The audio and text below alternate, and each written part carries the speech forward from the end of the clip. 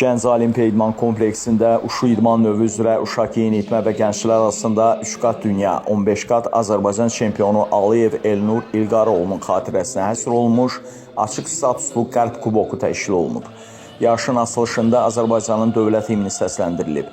Ardından vətənimizin azadlığı uğrunda canlarından keçən şəhidlərimizin xatirəsi bir dəqiqəlik sükutla yad edilib. Allah bütün şəhidlərimizə rəhmət eləsin. Tədbirdə ilk olaraq çıxış edən Azərbaycan Uşu Federasiyasının Qərb bölgəsi üzrə rəhbəri, əməkdar məşqçi, fəxri bədən tərbiyəsi və idmançısı İlqar Aliyev yarış iştirakçılarını salamlayıb. Əməkdar məşqçi öz çıxışında Azərbaycan idmançılarının beynəlxalq yarışlardakı nailiyyətlərinə toxunub. Respublikamızda uşu idman növü ilə məşğul olanların sayının artdığını bildirib.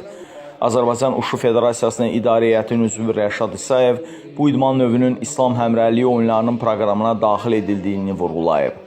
Gənclərdən ibarət ölkə yığma komandasının baş məşqçi, 7 qat Avropa çempionu Elçin Eminov son illər Azərbaycan idmançılarının beynəlxalq uğurlarından söz açıb. Yarışın baş katibi, beynəlxalq dərəcəli hakim Fəxri Namazlı isə yarışın əhəmiyyətindən danışaraq iştirakçı idmançılara uğurlar arzulayıb. Digər çıxış edənlər Qərb bölgəsində uşu idman növünün inkişafından söz açaraq bölgə idmançılarının nəticələrindən bəhs ediblər. Azərbaycan Uşu Federasiyasının və Gəncə Daşkəsən Regional Gənclər və İdman İdarəsinin birgə təşkilatçılığı ilə Gəncə şəhərində Gəncə Olimpiya İdman kompleksində növbəti yarışımız keçirildi.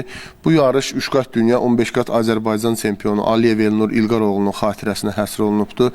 Yarışımızda təxminən 30 komanda, 150-yə yaxın idmançı, 50 çəki dərəcəsi uğrunda mübarizə aparırdı. Gəncə idman sahəsində bir daha parlaq nümunə göstərir və bunun nəticəsidir ki, ayının 5-i 11-i Fransada keçiriləcək Avropa çempionatında Gəncədən də bir nəfər idmançımız iştirak edir və bütün hər kəsi də bizim yarışlarımıza dəstək olmağa və izləməyə çağırırıq. Bütün idmançılarımıza uğurlar arzulayırıq.